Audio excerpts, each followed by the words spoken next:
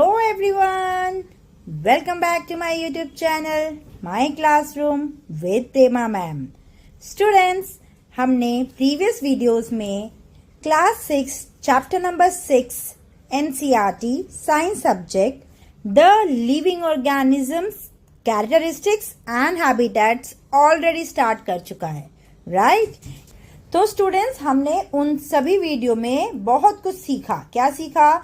Different adaptations and habitat of different animals living in grassland, mountain, deserts. सिर्फ हमने animals नहीं देखा, right? हमने प्लांट्स के बारे में भी पढ़ा. About the aquatic plants, the plants in the desert, in mountain regions and many more. हमने उनके अडेप्टेशंस पढ़े, right?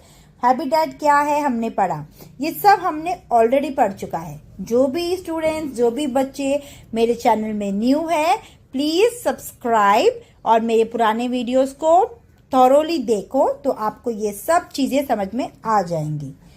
Today in this video I am going to talk about living organisms characteristics. Okay, तो क्या क्या characteristic के बारे में हम बात करेंगे. मतलब कैरेक्टरिस्टिक मतलब क्या बच्चों, कि लिविंग ऑर्गेनिज्म में क्या क्या चीजें प्रेजेंट होंगी. पहला, all the living organism need food, खाना चाहिए. दूसरा, हर एक लिविंग ऑर्गेनिज्म ग्रो करता है. Third, they will respire, okay, सांस लेंगे, ब्रीथ करेंगे.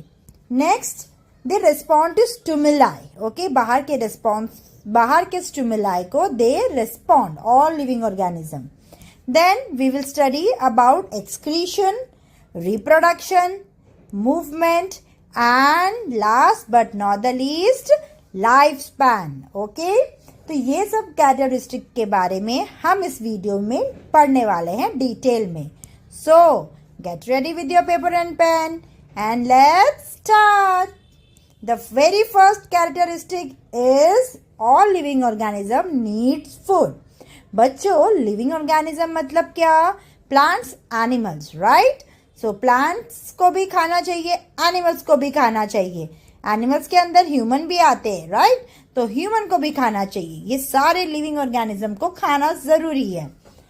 अब if we talk about plants, what is the food of plant? What are they eating? They are not exactly eating, but what they need? They need sunlight, they need water, they need carbon dioxide, minerals. Yes or no? These all are the food for plant. तो ये सभी खाना है plant का. अगर हम बात करेंगे एनिमल्स की, एनिमल्स का क्या खाना है? बहुत कुछ चीजें, डिफरेंट चीजें खाते हैं एनिमल्स. यस और no? For that energy they need food.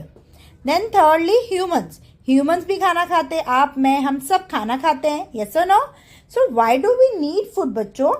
Because food provides us energy. Okay, so हमारी बॉडी को एनर्जी चाहिए, हमारे एनिमल्स को एनर्जी चाहिए बॉडी में. so उसके लिए हम फूड खा रहे हैं. ओके, ये एनर्जी इंपॉर्टेंट है हमारी बॉडी में कोई भी प्रोसेस को टेक प्लेस होने के लिए. So the first point is that all living organism need food. Second point, the second characteristic is growth. Okay, अभी हम प्लांट की बात करेंगे. तो plant grow from a small seedling to a big plant. Yes और no? पहले छोटू सा रहेगा सीड, उसमें से सीडलिंग आएगा, फिर लीफलेट्स आएंगे, धीरे धीरे धीरे उसमें फ्लावर आएंगे, फ्रूट आएंगे. All this will happen, right? So they will grow, plant grow. Similarly animals also, छोटू सा पपी रहेगा, फिर धीरे धीरे बड़ा होएगा और अडल्ट बन जाएगा, right? So it take time but all animals grow. Then if you talk about human, तो छोटू सा जो बेबी है, जब न्यू बॉर्न रहेगा, छोटू सा रहेगा, राइट? उसके बाद क्या होगा? धीरे धीरे एज के साथ में, टाइम के साथ में वो ग्रो होएगा, right? So here we can see clearly that all living organism are growing, right? Now coming to the third characteristic of all living organism is the respiration. Okay, all living organisms respire, they all breathe. For example, plants. You can see here in this diagram what is taken in. क्या ले रहा है plant अंदर? Plant is taking oxygen, yes, and giving out carbon dioxide. Absolutely, इसमें कोई mistake नहीं है। ये कभी होता है when the plant is respiring. Okay, जब प्लांट रेस्पिरेशन करता है बच्चों, तब वो क्या कर रहा है, वो ऑक्सीजन टेक इन कर रहा है और कार्बन डाइऑक्साइड को गिव आउट कर रहा है। ओके, कार्बन डाइऑक्साइड को गिव आउट कर रहा है, तो इसको हम बोलते हैं respiration.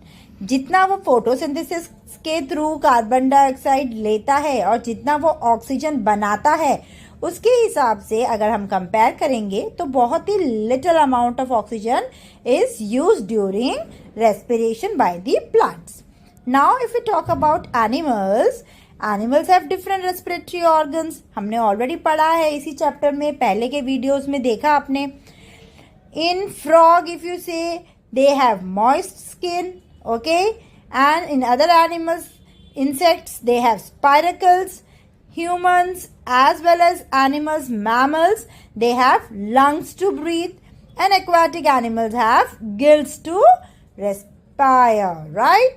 So these are the different organs that help different animals to breathe. Now talking about human कैसे ब्रीथ करते हैं बच्चों? Yes, we breathe through lungs. हमारी बॉडी में जो exchange of gases take place होती है वो किधर होती है बच्चों? It takes place in the alveoli. ये एल्वियोलाई क्या है? लंग्स का पार्ट है जहां पे exchange of gases take place होती है। So human is also doing respiration. Now coming to the next characteristic, respond to stimuli. If we talk about only plants, we can see different types of responsive stimuli. In the first picture, you can see here, plant is bending towards the light. Okay, where the sunlight is coming, the plant is bending towards it, right? And here in the second picture, you can see towards the water, where the water content is more, the roots are growing towards it, right? Similarly, in the third picture, this picture, you can see two things here. What are the two things, बच्चों? The first is the root is growing towards the gravity. Gravity is क्या है? Gravitational force क्या है? Earth अपने पास सब चीजों को खींचता है. It is a force of attraction of the earth, right? So roots कहाँ grow हो रही है? Towards the gravity, right? So here you can see in the third picture, the roots are growing towards the gravity.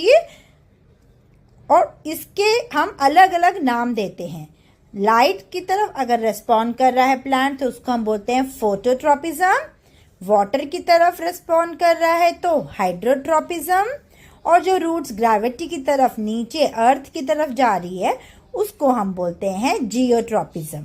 तो इसमें दो चीज क्या है? एक तो है कि रूट्स ग्रेविटी की टूवर्ड्स जा रही है, लेकिन शूट कहाँ ग्रो होती है बेटा? शूट ऊपर की तरफ ग्रो होती है, right?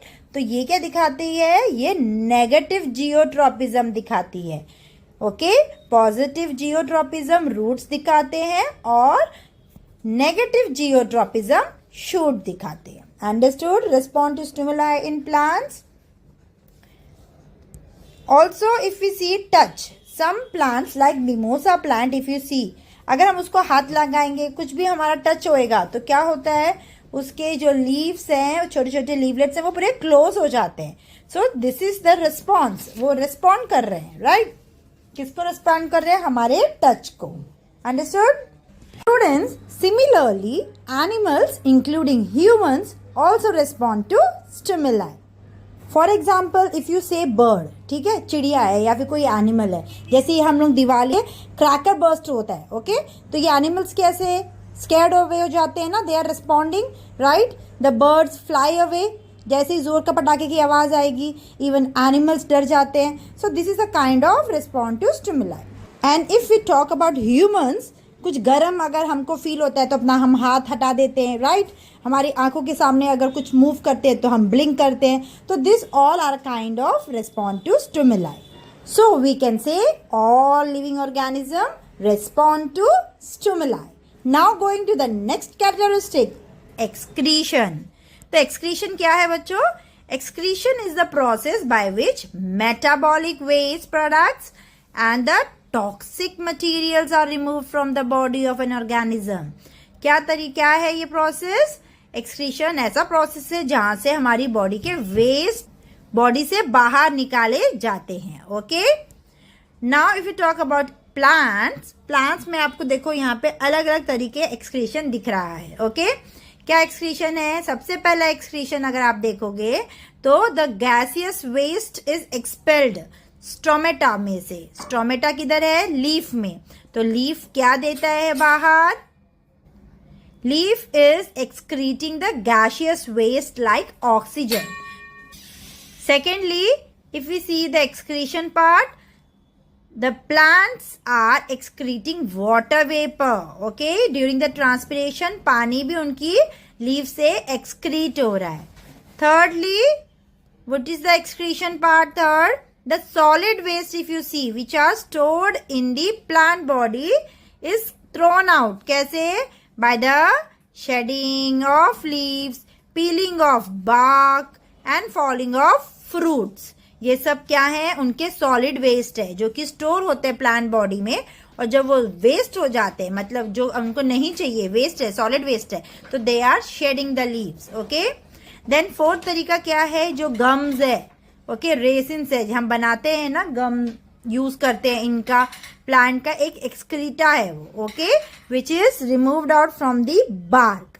So these are the different types of excretion in plants. Now let's talk about excretion in animals. So excretion in animals, all the animals are taking food, right?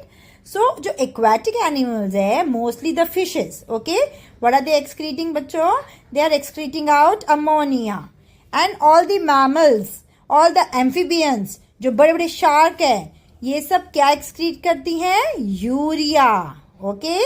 And the birds, the insects, जो छोटे animals हो गए, okay, specially insects, reptiles, ये लोग क्या excrete करते हैं? These organisms, these animals excreting uric acid. Okay, excrete कर रहे हैं, अपनी बॉडी से बाहर निकाल रहे हैं, लेकिन इनका कंटेंट सबका अलग अलग है। Okay, so these are the different things that animals are excreting out from their body. Then human की बात करेंगे तो ह्यूमन में से क्या एक्सक्रीशन होता है? Through the skin. स्किन से क्या एक्सक्रीट होएगा? पसीना आता है ना बच्चों, सो स्किन से एक्सक्रीशन होता है। लंग से कैसा एक्सक्रीशन होता है? एक्सचेंज ऑफ गैसेस होता है ना। देन लीवर से भी काफी सारे जूसेस होते हैं जो कि डाइजेशन में हेल्प करते हैं और एक्सक्रीशन के लिए हेल्पफुल होते हैं। सेम हमारा जो सॉलिड वेस्ट होता है वो रेक्टम से बाहर आता है, and the liquid waste is coming out, filtering through the kidney and is excreted out. Okay, I hope the excretion characteristic of human and other living organisms are clear. Now moving to the next characteristic, that is reproduction. Now plants में दो तरीका reproduction होएगा, एक होगा sexual reproduction, एक होगा asexual.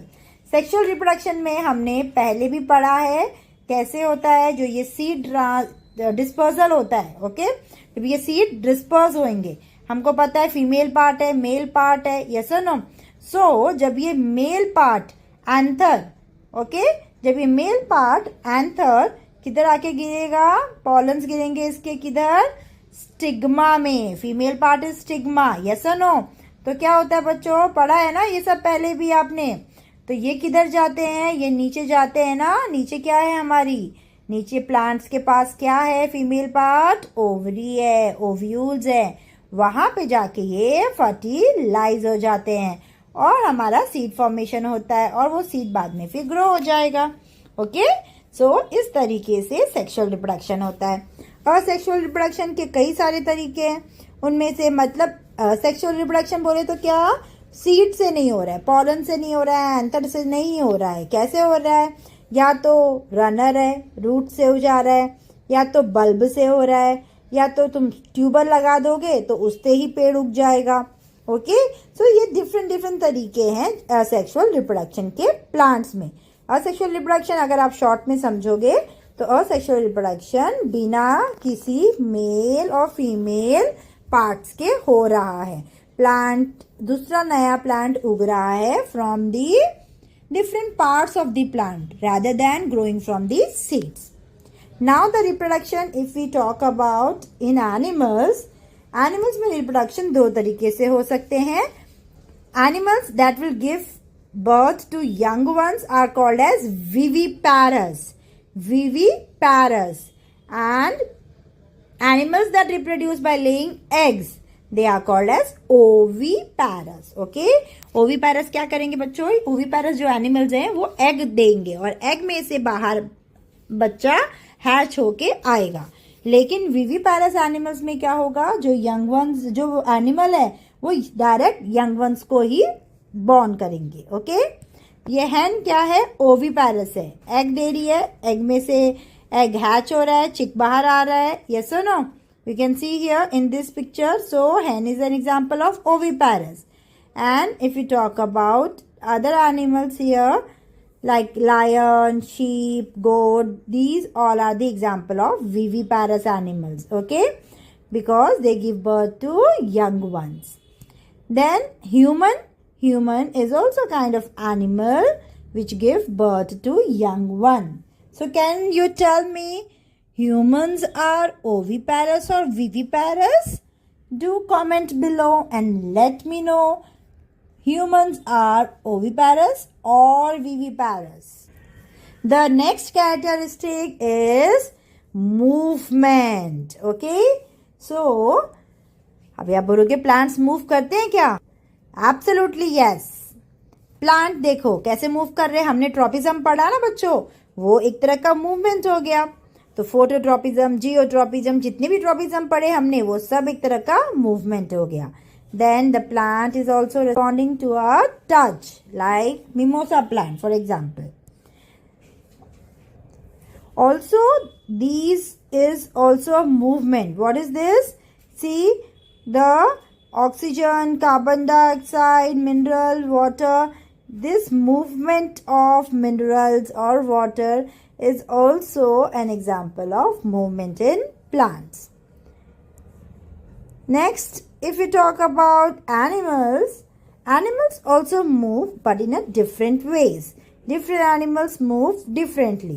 Some animals fly in the air, some animals walk and run, some animals swim, and some animals crawl.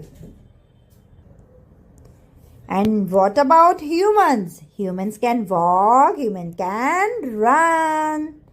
Now बच्चों हम नेक्स्ट कैरेक्टरिस्टिक पढ़ेंगे लिविंग ऑर्गेनिजम्स के. That is the life span. Every living organism have a fixed life span. Okay, life span का मतलब क्या है बच्चों? उनकी कुछ लाइफ है. अभी हम प्लांट्स की बात करेंगे तो कुछ प्लांट्स ऐसे हैं जो सिर्फ 1 साल तक ही लाइव रहते हैं, उसके बाद मर जाते हैं. Here you can see different types of plants depending upon the life span. Some plants are called as annual plants which have a lifespan of 1 year. 1 साल तक रहते हैं जिंदा. दूसरे हैं biennial plants that the lifespan is 2 years. And the perennial plants, the lifespan is several years. Here you can see examples of few annual, perennial, biennial plants. Now we will talk about the lifespan of animals. You can see in this chart different animals have different lifespan, right? अभी आप देखोगे cat का lifespan है 15 years. If you talk about a cheetah का lifespan है 12 years. इसी तरीके से हर एक एनिमल का अपना lifespan होता है. ओके, उतने साल तक वो अच्छे से लिव कर सकते हैं, जिंदा रह सकते हैं. इसी तरह से ह्यूमन का भी अपना एक लाइफ साइकिल है और लाइफ स्पैन है. ओके, बॉर्न होएगा, बड़ा होएगा, देन धीरे धीरे अडल्ट होएगा और बाद में ओल्ड हो जाएगा और बाद में उनकी डेथ हो जाएगी. तो उनका एक लाइफ स्पैन होता है. हर लिविंग ऑर्गेनिज्म का अपना लाइफ स्पैन होता है. Okay, so students, I have discussed all the characteristics of a living organisms like need of food, growth, respiration, respond to stimuli, excretion, reproduction, movement, and lifespan. I hope you have understood this chapter and remember, life is beautiful. That's all for today. Keep studying and don't forget to like, share, and subscribe to my YouTube channel. My Classroom with Prema Ma'am. Thanks for watching. Bye bye.